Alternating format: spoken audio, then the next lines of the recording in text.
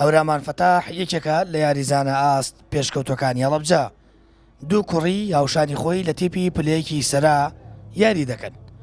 هەورامان خولیا وارەزووی زۆری بۆ وەرزشی تۆپی پێ هەیە. ئەوە ژوای کردووە هەردوو کوڕەکەی لە بواری وەرزشدا پێ بگەێنێت. ئەوانی بە شێوەیەک پەروەردە کردووە لە ناو یاریگادا ڕەوشت بەرز و ئاست بەرز بن. بە ناوی خۆی گەورە بە خەراتنی کەناڵی پەیامەکەم من هەورەمان فەتاح یاریزانی سەرای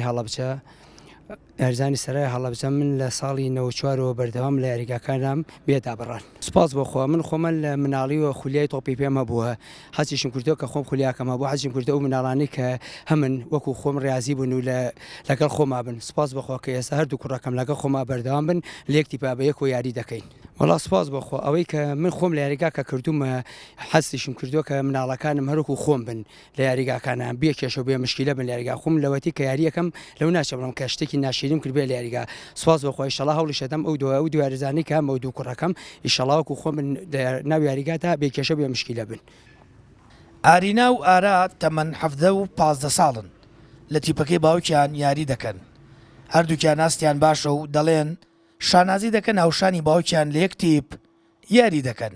سەرەتا بەناوی خۆی گەورە بە خێراتنی گەرانی پەیامەکەین من لە ساڵی 2023ەوە لە تیپیۆشی سەرای هەڵەبجە شان بەشانی باوکم خزمەتیم تیپەکەین و هەوڵ ئەدەین لە جێ و متمانابین کە باوکم پێی بەخشیوین کە چەند ساڵێکە هەوڵمان لەگەڵا ئەیە لە جێ و متمانی ئەوا بین.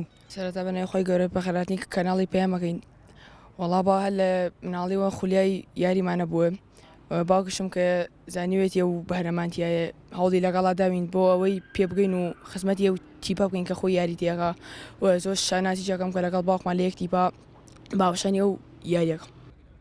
هەورامان زیاتر لە 30 ساڵە یاریزانی وەرزشیە لە تۆپی پێدا دەژڵێت هەوڵی زیاتر دەدات بۆ بەرەو پێشبردنی ئاستی دوو کوڕەکەی لە یاریگادا. ئەوەش دەخاتە ڕوو دوو ڕۆڵی گەورەی لەسەر شانە وەگەرکی باوکایەتی و هەم ڕۆڵی ڕایەنەری مناڵەکانی دەیەوێت لە داهاتوو ببنە ئەستێرەیەکی گەش و ناوداری تۆپی پێ لەسەر ئاستی کوردستان و عێراقدا.